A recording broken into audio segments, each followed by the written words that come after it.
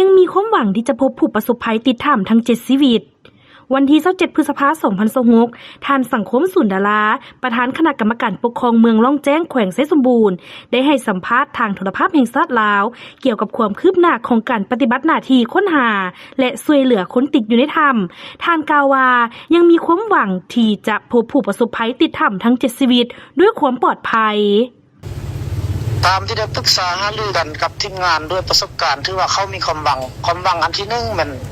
น้ำมันก็แห้งลงระบบการกะเกียมพื้นฐานทั้งหมดพวกเราก็มีความพร้อมหลายขึ้นเทียบใส่ 2-3 มื้อหลังความหวังอันต้นต่อที่เป็นพื้นฐานที่ว่า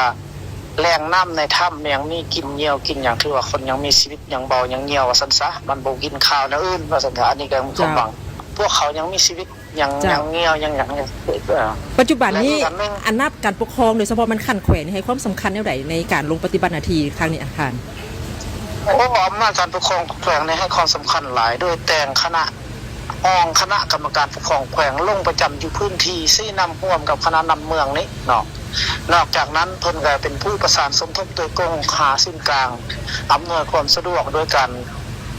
ขนส่งอุปกรณ์ทาง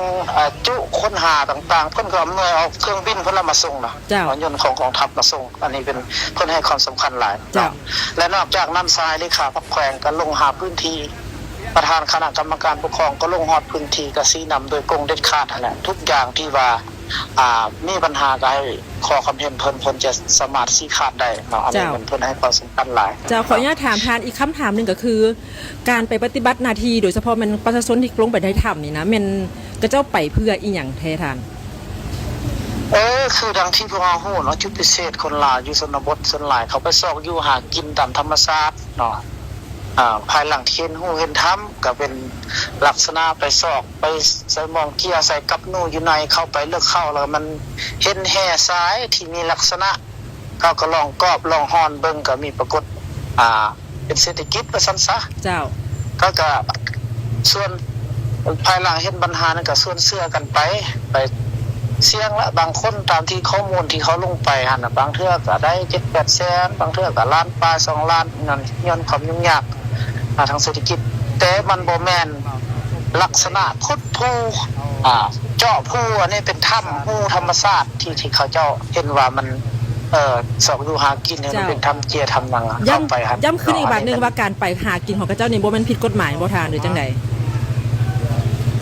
คำว่าผิดกฎหมายมันก็บ่ยังยืนได้เพราะว่าเขาเจ้าก็หากินธรรมชาติและรูปแบบที่เขาเฮ็ดนั่นก็เป็นหัตถกรรมแบบดั้งเดิมมันก็บ่แม่นได้เอากฎจักรขนาดใหญ่เข้าไปรุกบ่อที่เฮาของบริษัทนั้นบริษัทนี้มันบ่แม่นอันนี้เป็นโหถ้ำธรรมชาติหอมพาหอมผู้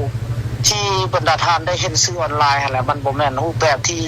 แต่เอากลจักรเอาวัตถุที่ทันสมัยไปอันนี้เป็นรูปแบบที่เขาไปแบบหัตถกรรมดั้งเดิมที่สุดเจ้าสำหรับพุทธกับพิษแล้วมันเขตห่วงห้ามบ่ให้ซอกอยู่หากินเกินขอบเขตแต่ก็บ่แม่นพิษในรูปแบบลักษณะไปบุกเบิกทรัพยากรของชาติมันบ่แม่นรูปแบบนั้นเนาะและอีกสำคัญหลายชื่อที่ได้ออกชื่อว่าเป็นเมืองแห่เมืองหยังมันบ่แม่นนั้นเนาะเป็นหมายว่าใต้ถ้ำใต้ผาหินอยู่กองผาหินมันมีแหล่งน้ำน้อยๆซื่อๆนี่นะมันบ่แม่นนั่นน่ะเป็นโค้งเป็นบ่อใหญ่ๆคือกับชื่อหลายชื่อได้ออกข่าวหั่นเจ้าขอเฮียนถามท่านอีกครั้งนึงว่าภารกิจพวกเขาจะสืบต่อไปอีกดนปานใดตามการเอกภาพกับคณะกู้ภัยในแม่นพวกเขาจะสืบต่อจนมีผลสำเร็จเนาะจนซอกหาแต่ผลสำเร็จเหล่านี้แม่นแหละเจ้าผลสำเร็จเหล่านี้ก็บ่หมายความว่าจะต้องได้สำเร็จด้วยการออกมาด้วยความปลอดภัยหมดทุกคนก็ต้องได้รู้สาเหตุของมันรู้จุดหมายของมันเนาะเป้าหมายแต่ว่ามันก็มีอุปสรรคทุกวันอุปสรรคทางหน้านี่มันเกิดขึ้นใหม่ตลอดพวกเราก็แก้ไปตามสถานการณ์เนาะ